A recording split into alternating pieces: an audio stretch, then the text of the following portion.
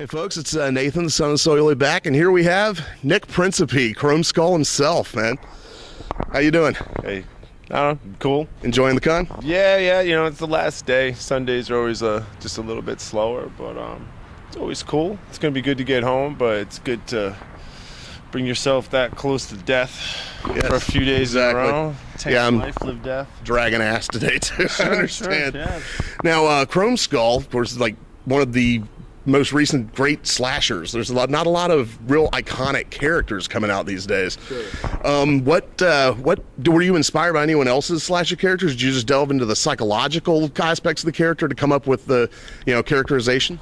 Well, I think it's kind of funny when people are like, did you do any kind of research for this? Did you do kind of research for this? And I'm like, yeah, I've been doing research for this since I was probably 6 or 7 years old, watching slasher movies. I didn't need to go back and watch anything. Like, it wasn't like I got this gig because I was like tall. I got this gig because it's like what I moved to California to do is to play monsters, specifically like slashers.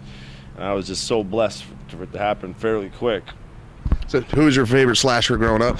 Well, I mean, I always kind of went towards like your off-beaten path of it because, I mean, obviously it would be like, Michael Myers and second Jason. But my favorite slasher movie is The Prowler. Oh, nice. And second place to that would be like Just Before Dawn. Okay. I really like those just really nasty, just gritty movies that I don't even know if they played in the theater back then. I'm sure they did, but I mean, that's just like the VHS generation of me. Like, that's where I fell in love with. That fist down the throat scene in Just Before Dawn's fucking brutal. That's just, it's fucking ridiculous. No, I love that shit. I love that movie so much. Now, I've heard you say that you were the one that found the knife for laid to rest? Yeah. It was just like a Bowie knife, and originally it was just supposed to be kind of for like Kevin Gage, the character Tucker, where he gets stabbed in the stomach. I was like, wouldn't it be cool if he had a knife that had like just like a whale spear that had hooks on the side, so once it goes in, it's not really coming out, and if it comes out, it's like pretty explosive. So I'm like, when he rips it out, he'll have like intestines stuck in it and stuff like that. And it ended up becoming so cool, we just made it like, that was like his toys. Like, that's what he used for shit. It's like his specific knife. What's the word on Chrome Skull 3? Well, it's almost just like the second one. I could never tell you exactly when it's going to get made, but it will get made. It will definitely get made, but just I don't know when. Rob's a really busy guy with his effects shop. He's also right now working on a screenplay for the remake of Chopping Mall. Oh, really? Yeah. So, I should hopefully be attached to that too. You gonna play the killer robot? No, well, it's going to be a little different, but I mean, it's trapped in the mall with like something similar. I really honestly don't know too much about it, but I know that's what he's working on right now. And he's doing all the effects on that MTV show Teen Wolf. Okay, cool. Yeah. Now, horror fans, of course, love to debate, their favorite characters fighting each other. Is there someone you'd like to see Chrome Skull face off with? Well, shit. I mean, there's like almost anybody that I'd love to see it go down with, but I think just because Hatchet came out around the same time, and we're both like the two newer slashers to come out, I'd love to see like a Victor Crowley, Chrome Skull kind of thing, just because both those stories kind of take place in the South. Right. And so it wouldn't be completely unheard of if maybe they bumped into each other or something like that. That would be cool. And I'll be totally honest, Victor's a mythological killer, I'm a real guy.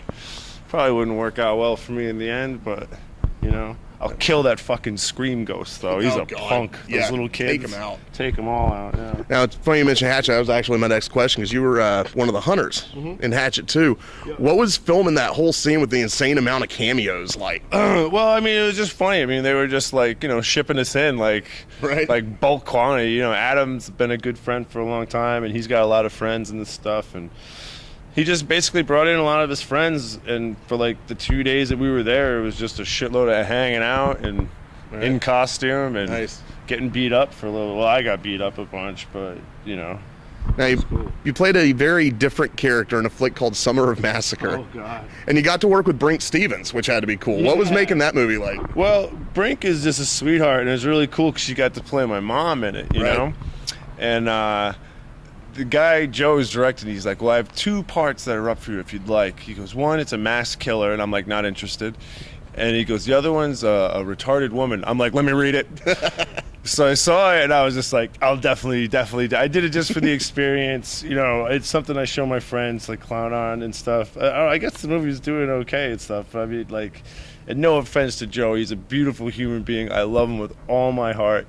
And, you know, he went for a very serious tone with it, but I just cannot take myself serious. And I just think it's fucking hilarious. I laughed the entire way through. Yeah, I mean, it's funny. I mean, how can you not, you know? Now, another movie that's rather different from the work you're known for, it's coming out, The FP.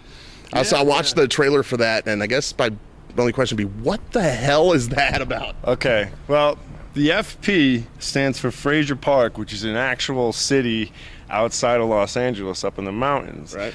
And the kids that made that movie are from there, and they're really sick of the community of the town, because the town, they're kind of like these like white trash homeboys, like just poser Eminem kids, right. Like, yo dog, talking all tough, but they live in a mountain town, so it's just like, right. You wouldn't know shit about a ghetto or nothing, like, you know what I mean, stuff like that. I'm from Georgia, I know those guys.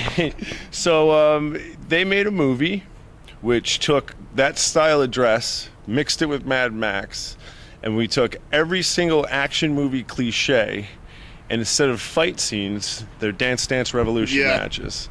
So I can honestly not compare it to any other movie out there, and I will promise you that people will love it and they will hate it. No one will ever say it was because it's really funny, it's really weird, it's just cool. And the guys at Alamo Drafthouse, they picked it up. It's getting a theatrical in March. Cool. Those guys did another movie I did called Versus, which is kind of like what happens if like all the supervillains won and there's only a couple superheroes left with like no powers.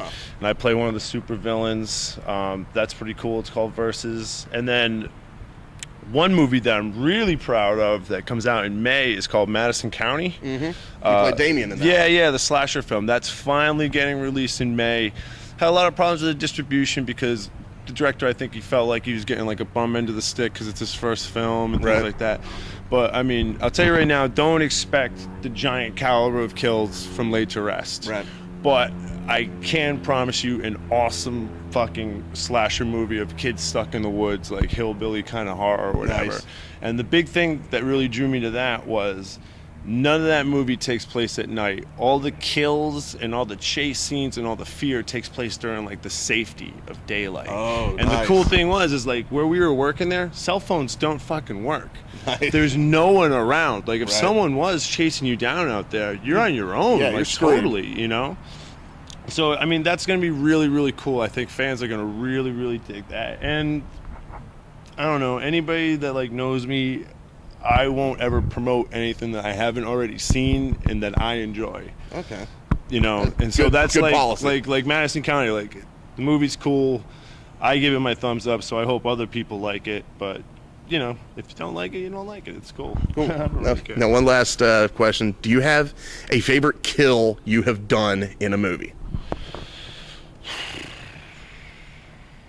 Easily Laid to Rest. It would be when I killed Jonathan Sheck in the first movie, where he sticks his head in the car and he's like, "Baby, you're the only girl I ever," and wham! And it goes through his face and it gets stuck there.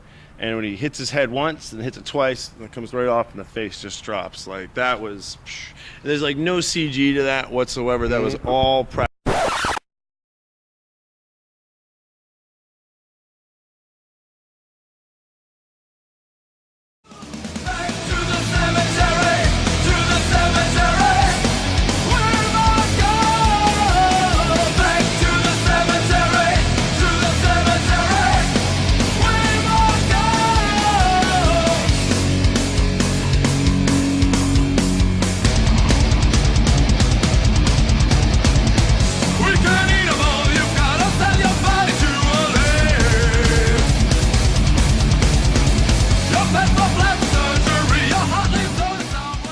Views from Days of the Dead.